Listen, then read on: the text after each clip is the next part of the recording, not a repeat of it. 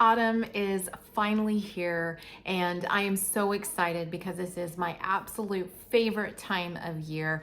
And so in this podcast, we're going to talk about autumn homemaking and what I do in the autumn that is maybe different from what I do the rest of the year in my home. So I'm inviting you along to take that journey with me and see what the fall season is like around here. Hello friends, welcome to the Raising Arrows podcast. I'm Amy Roberts from raisingarrows.net, and this is episode number 174, Autumn Homemaking. It is no secret that fall is my favorite time of year. I think a lot of it has to do with the color change and the cooler temperatures. I feel more like getting out and doing things. I enjoy the vibrant colors. I enjoy all the sights and sounds and tastes and smells of fall. It has always been my favorite time of year, a time of year that I really just start to feel that need to slow down and savor everything around me. I can even remember back in high school when I would just really be excited for football season. I was a cheerleader, and being out there on the track in front of the stands and that cooler, crisper air, it just was a beautiful time of year for me. And that has carried over. And in fact, my mom also loves the fall season. So I think I got some of that from her. And it seems as if my children are also finding themselves in love with autumn. In fact, one of the sounds you might be hearing is in the background. I've gone ahead and shut the windows, but I'm sitting here in my kitchen, and right outside my kitchen window are some Corinthian bells, which are very large wind chimes that are keyed to a certain chord, and I think the ones that I have are in the key of G, if I remember right. And so they make a very beautiful sound. I don't really like the little tinkling, tiny sounds of a lot of wind chimes, but these are just a really rich, bold sound. And so that may be what you hear in the background. I've shut the window, so hopefully it's not dinging too much, but it's a nice breezy day here. And like I said, I'm in my kitchen. This is my coffee bar here behind me for those of you watching on YouTube. And this is actually part of what I love about fall. I love all the flavors of fall, and coffee is one of those flavors. I drink coffee all year round, but it is especially wonderful on a cool, crisp morning. I put just a splash of half and half in it, and I usually like to have some sort of cinnamon coffee. And then that's what I have in the morning with my breakfast, and a lot of times in the afternoon as well. And so that to me is one of those tastes of fall. I wanted to quickly share with you about a free Fall Family Traditions bundle that I have on the blog. I printed off just a few pages here, and what made me think of it was that in there is a Taste of Fall sheet where you can actually have your kids try some of these different tastes of fall and see what they think about them. It's just a simple sheet. I actually accidentally printed it off humongous, so anyway, the different tastes are here, and then they can say whether they liked it or not, and even a place to kind of jot down recipe ideas. But there's lots more in this Fall Family Traditions bundle. There's 15 pages worth of ideas for you to try with your family, all of them free, and just a really fun way to celebrate this time of year with your family. So pick up your free Fall Family Traditions bundle from raisingarrows.net. I'll have the link in the description so that you can easily get that and start making some memories this autumn. During this time of year, I love to take the kids on leaf drives where we go and we look for all the red and orange and yellow trees. I'm constantly pointing them out no matter where we are. I'm sure my children are sick of me saying it, but I love how beautiful the trees are this time of year. And we happen to live in an area where there are lots of different colors. The place I grew up in, most of the trees were only yellow unless somebody had planted a red one in their yard, like a silver maple or something like that. Other than that, everything was yellow. And so being where I'm at now, I really enjoy all the vibrant colors. And I just constantly am picking them out to the kids and like, look, a red tree, look, an orange tree, kids, notice the tree, So I feel like part of my job as a mom is to point those things out. Part of my job is to make my children aware of God's creation and this time of year and all the different seasons and what they hold. That is part of my job as a mother, especially a homeschool mom. And so I want to share that joy and passion and that love of nature with my kids. And the best way to do that is be a little obnoxious about it and just point things out constantly, share what I know, share information, and share that passion. I also really enjoy taking a daily walk this time of year. I walk almost every single morning, but as the temperatures start to chill, and even before they do, around here, I start to notice tiny, subtle leaf changes on my daily walks, starting in the end of July. And I really enjoy noting all the different changes as I continuously walk. It's a way to really keep track and mental notes of the differing seasons and the way that they come in and go out. And so watching those leaves as I'm walking has become a very joyous part of my morning daily walk. And I do that walk for my own sanity and also just, for some cardio in the morning to get my blood pumping. And then I come back home and I make breakfast and I make my coffee and I get started on the homemaking and homeschooling. And I really think having that daily walk habit has been really crucial to my mental health, to how I feel physically, how I feel emotionally. It has been just a really important part of my life. And I have found when I'm not doing the daily walks, things kind of start to crumble a bit. And so I even plan on clear through the winter doing these walks. I used to do this, but we lived in a warmer climate. Since moving here, I am not as fond of going out in the winter when it's so cold, but I am going to definitely try to do better with that this winter and keep up those daily walks. But that is part of my homemaking, if you will. Those daily walks are something that I need as a homemaker and as a mother to make sure that I start my day off right. And so that is something I particularly enjoy in the autumn season. Okay, so to give you an idea of what changes in the autumn for me as far as homemaking, a lot of it revolves around how I manage the kitchen and what I'm doing in the kitchen. I do not like to run the AC or the heater if I don't absolutely have to. So in the summer, a lot of times I'll let it get pretty warm in here, and I don't want to bake. I don't want to turn on the oven. I don't want to heat the kitchen in any way, shape, or form. In fact, a lot of the canning that gets done around here is done later. I will pick the berries, I will score the tomatoes, and I will put them all in the freezer. And I will deal with them when the temperatures are cooler, and I don't mind turning on the stove or the oven or whatever it is that might heat up the kitchen. And so that is something that as autumn comes on and the temperatures cool, I will bring out occasionally some canning project from the freezer. Now, a lot of times I do save those until the dead of winter when there isn't as much going on, and so I have more time, it seems to be, in the kitchen, and I'll bring out those canning projects, and it's nice to have the kitchen warmed up then. But definitely baking becomes more of a regular routine in the autumn. In fact, I put my sourdough starter away for quite some time. I often will keep it on the counter and keep feeding it and go ahead and do some discard recipes and then put it back into the refrigerator. But I noticed as it was getting pretty hot this summer, I just fed it, put it in the refrigerator, got it out occasionally and fed it, put it back in the refrigerator.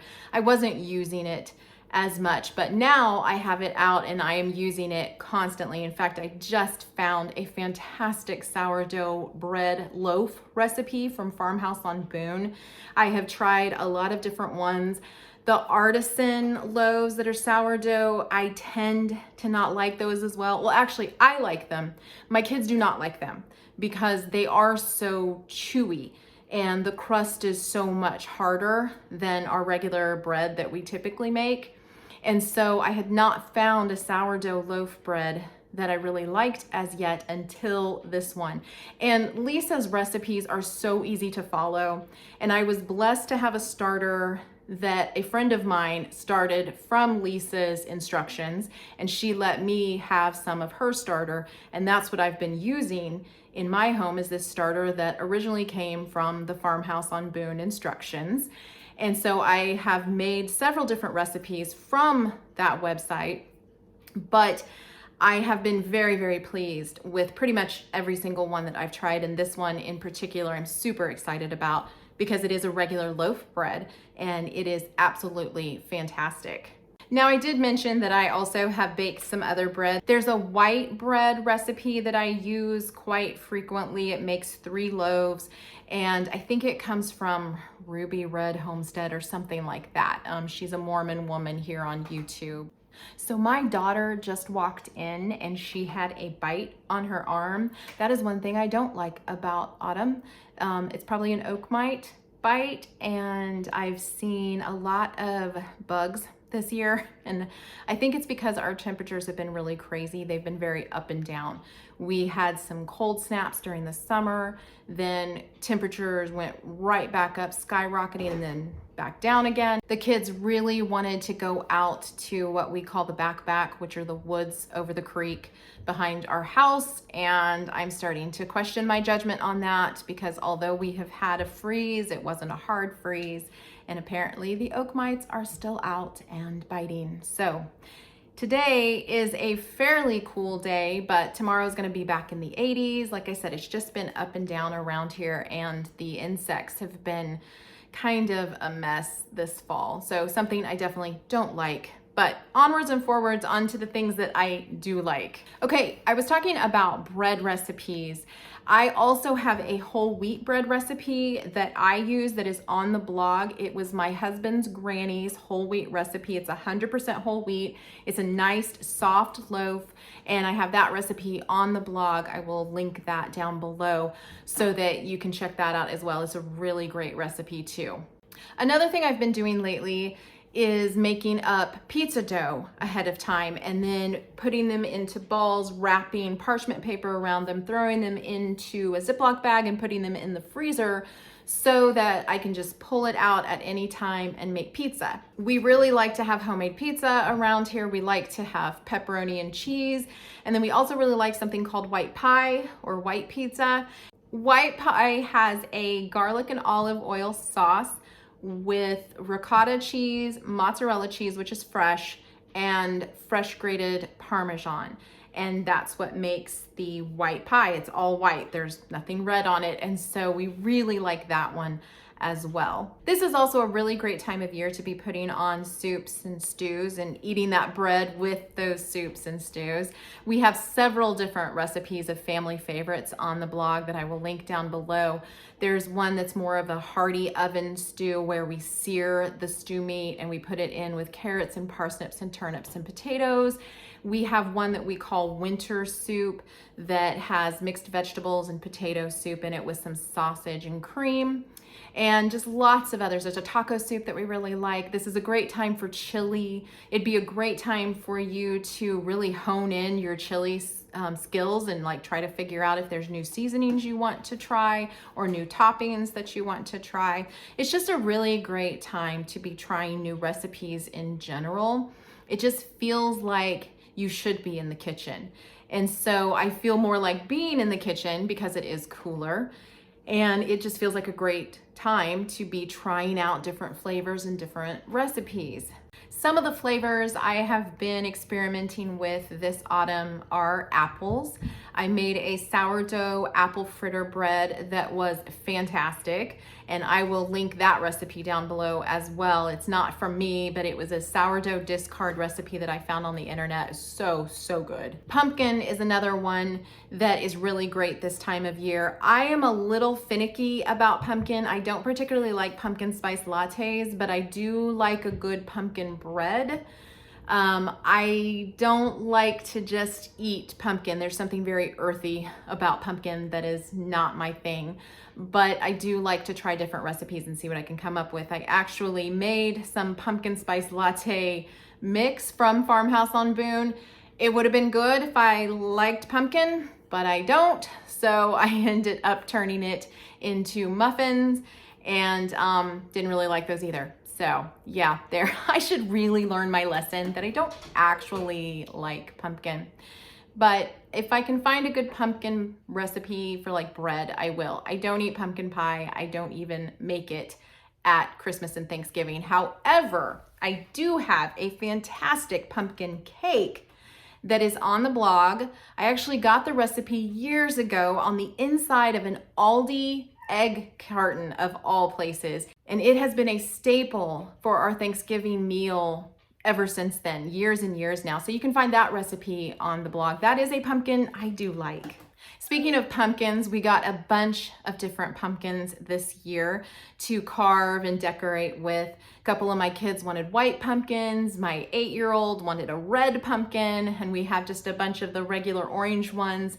We got our house painted recently in very fallish colors. So it's been fun to decorate with the pumpkins and the mums this year because it just really sets off the new paint color on the house. As always, cinnamon is a really great thing to be experimenting with this time of year. And one that I am really paying attention to this year is cardamom. I was speaking at a homeschool conference earlier in the year, and I took a friend with me, and we went to a restaurant in between sessions that had cardamom butter. Oh, it was so unbelievably good. And I already love the taste and flavor of cardamom. And so putting it with butter to put on your bread is just absolutely divine. So that's one of those flavors that I've been using a little bit more of this autumn as well. Nutmeg, mace, those are all wonderful as well.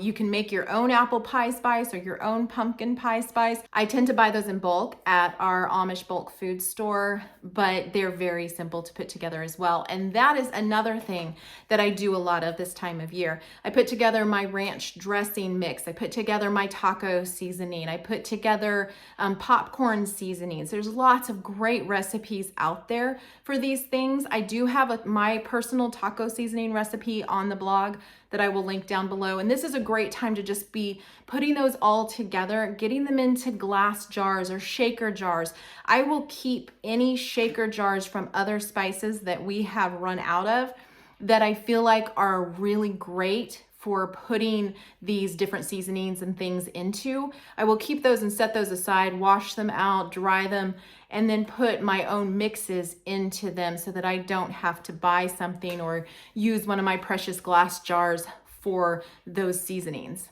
Now, I mentioned the decorating my front porch. We also decorate the entire house for autumn.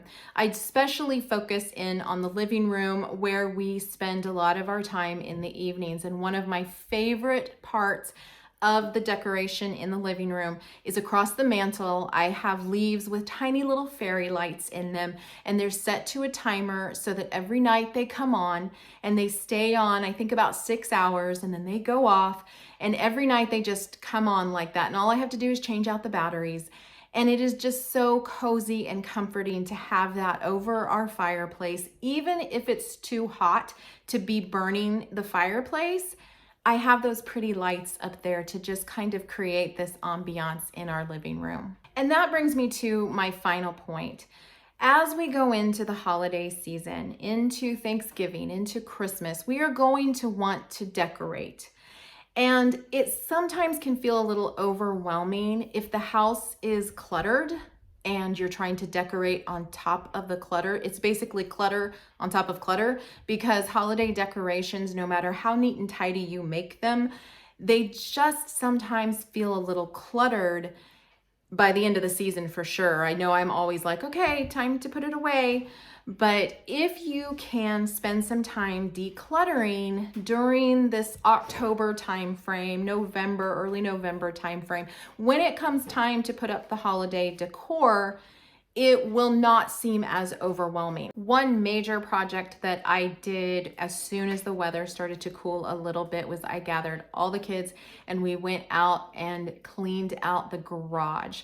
We have to use 1/2 of our garage for storage simply because we had to give up some storage for my mom to move in with us, and a large family just needs a lot of storage, which is something I mentioned in my last podcast about large family homes and spaces and the things that you need. Just large families need a lot of storage. So we also got a storage unit when my mom moved in with us to put some of her stuff, put some of our stuff to make space for her to be in the apartment in the basement. And so a lot of things that we hadn't taken to storage yet were just piling up in the garage. I'm also at that stage in my life where I have a few children who have left the home, and I'm saving things. Like, I will save a set of table and chairs because somebody might need it. I will save a roaster pan that was extra because somebody might need it. And so these things take up space, and I can't just be storing them here. So I needed to take them to the storage unit. So I brought all the kids out to the garage. We took everything out of that side of the garage. We tidied it all up, we swept it out, we put things back in logical places, and we separated things based on whether or not they needed to go to different homes, or they needed to go to the storage unit, or they needed to go back into the garage and stay there stored in the garage. One of the big things that we store in the garage are Christmas decorations, and our autumn decorations are stored out there so that I can easily get to them. We also have our bikes, we have our sports equipment, we have a little bit of hunting equipment out there, and then it's also where I keep all of my bulky kitchen appliances, my things like my grain mill, my roaster pan, my electric skillet is out there. There is just a lot of those bigger items that are out there that I don't have any storage space in the house for. But they're easy to get to because there's a shelf out there and I can just go and grab it. But when you have things piled in front of it and your garage is a mess, it's not a good space to be storing things. So we decluttered that garage so that things were easier to get to. The easier things are to get to, the more likely you are going to put things away, and the easier it's going to be to get them out. And so I wanted to have all of that prepped for the holidays so that when it comes time to go get those boxes for the holidays, we're not trying to push through all the extra stuff that's out there in the garage. And I want to do the same inside the house as well. So slowly but surely, I'm decluttering through the house. I do have a decluttering template on the blog if you'd be interested in that. It's the exact way that I declutter the house over and over again, where you just take a room, you break the room down into pieces, and you declutter each piece so that you have a little bit more of a feeling of accomplishment, because it's not the whole room, it's pieces of a room. And you're also going to be able to make notes of what you need to do to make that room more functional on this template. So you can grab that template down in the description as well. So as far as the overarching autumn homemaking vibe for me, it is really to make my home very welcoming, very cozy, a great place to spend those evenings that are getting darker earlier, a great place to entertain, to have people come over. I want it to feel like home. That is really what autumn homemaking is for me. It's a time to turn this house into a home. It's been a home all through the different seasons, but we're going into a season when staying at home is a lot of what we do because the weather is not as nice outside. And I'm home more as well. During the summer, I do a lot of paddleboarding and hiking and those kinds of things. And so I'm out in the evenings, and now I'm gonna not be paddleboarding anymore. And so I'm gonna be home, and I want home to be very cozy and inviting, not just for guests. I want it to be cozy and inviting for my family. I want the sights and the sounds and the smells of my home to really resonate with my children. Those are things that are going to become memories for them. I still remember what my grandmother's house smelled like, and it was often chicken and noodles and coffee. And it is a very inviting, happy smell for me. And so I want those same aesthetics for my children.